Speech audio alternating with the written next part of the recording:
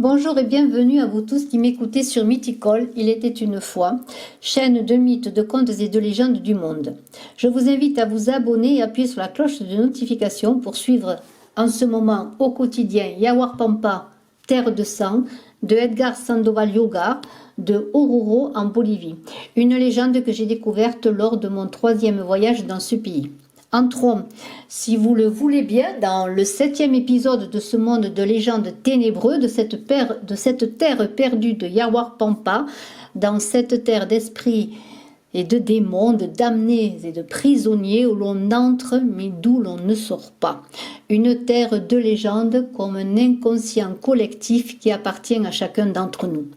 Nous avons laissé notre héros, Alberto Garcia Carrero, dans sa première tentative d'évasion qui l'a ramené à son point de départ après une longue marche en errance dans un silence pesant.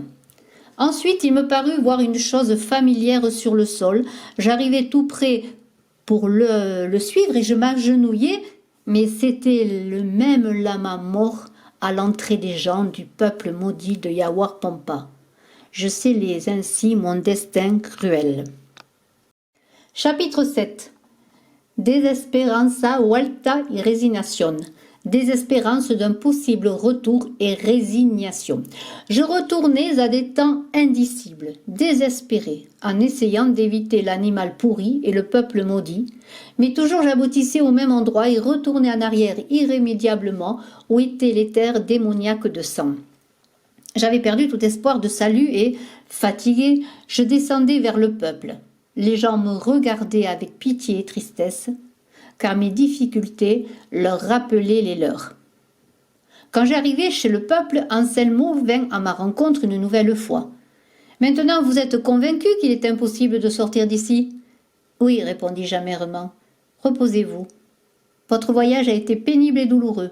Pensez à dormir dans la maison. Demain, vous commencerez à travailler. » Triste, je pris la petite route de terre, ce qui serait certainement la dernière de ma vie. J'arrivais enfin à ce qui devait être mon dernier repos. J'ouvrais la porte et me jetai sur la peau de mouton en pleurant. Seulement après une longue période, je m'endormais de fatigue. Je me réveillais en sursaut au milieu de la nuit et j'allumai la lampe de poche pour mieux voir. Je cherchais quelque chose dans la chambre, ne sachant pas quoi, quand je trouvai une bougie faite de graisses animales. En touchant la texture du poil, je remarquai qu'elle était faite de laine, probablement de lama ou de mouton, car à cet endroit aucun confort ou produit moderne de n'importe quelle nature. Je me souvins que je n'avais pas de pile, de sorte que les minutes qu'il me restait de la lampe de poche étaient précieuses. Rapidement, je cherchai des allumettes dans le sac à dos et j'allumai la bougie. Je la plaçai en hauteur sur un tronc qui supportait le toit. J'observais attentivement l'endroit dans les moindres recoins avec la lanterne. Tout était assez primitif, les seuls éléments modernes étaient ceux que j'avais apportés avec moi. J'avais affaire avec ceux qui pouvaient servir à travailler la terre. Auparavant, les gens vivaient dans les mêmes conditions ici, mais je n'avais jamais pensé que je devais vivre cette vie de sacrifice. Maintenant, je me retrouvais ici, avec la certitude que ces difficultés étaient ce qui me restait dans ma vie. Comme je n'avais rien d'autre à faire, je réparais la maison de sorte qu'elle soit pratique et je l'arrangeais comme je pouvais. Dans un coin, près de la porte et de la terrasse, il y avait la cuisine. Elle était faite d'argile avec 2 grands trous dans la partie supérieure, ce qui probablement servait à mettre les 2 pots en argile qui étaient sur le côté. En face, il y avait 2 ouvertures pour placer les tequias, pour mettre les excréments secs de mouton, empilés avec des pots. De l'autre côté de la cuisine, une grande pierre avec un battant, un foulon, et il y avait aussi un morocco, un pilon pour écraser les aliments.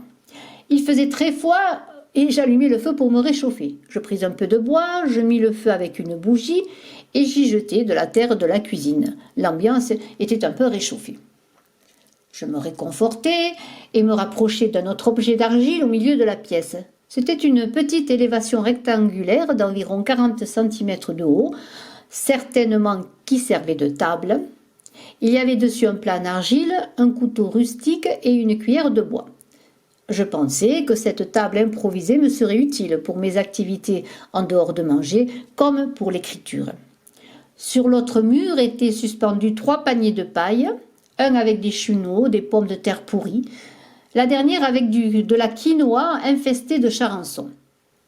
J'allai jusqu'à l'énorme cruche d'eau dans la cour, mais elle était vide. Je retournai dans la maison. Tout ce qui restait était la paille de lit à côté du sac et rien de plus. Apparemment, il y avait beaucoup à faire, d'arranger à mon goût, car cette fois, je devais rester pour longtemps. Tout en rangeant les choses, je remarquai un léger soufflement. Au début, j'attribuais le bruit au vent, mais il augmentait en intensité, semblant être conduit par une entité intelligente qui encerclait la maison. Le bruit se fit plus fort et me donnait l'impression que les êtres maléfiques volaient en dehors de la maison en attendant le moment propice pour frapper. Je fus rempli d'effroi et immédiatement éteignis la bougie. Me réfugiant comme un enfant dans le lit, je couvrais mon visage avec le foulou, le tissu coloré, et je priais. Après quelques instants, les créatures volantes plus nombreuses entrèrent dans la maison, volant autour du lit, menaçantes et sinistres. Je sentais qu'elles se posaient sur le sol et marchaient de plus en plus près de ma couchette. Je n'osais pas regarder, je me couvrais les yeux avec mes mains en attendant la mort et souhaitais revoir ma fille pour la dernière fois. Je sentais qu'elles atteignaient le pied du lit et déchiraient la couverture de fortune de mon corps. Puis elles commencèrent à me battre avec des centaines de petites mains osseuses et l'enfer soufflait sur mon visage. Ce fut la chose la plus effrayante qu'il m'était arrivée dans ma vie. Je ne sais combien de temps cela dura, mais cela a pris fin à un moment. Quand le bruit infernal de battements s'arrêta, j'ouvris les yeux et vis tous les objets de la maison détruits et saccagés. Ensuite, je me mis à pleurer de nouveau et je ne pus dormir.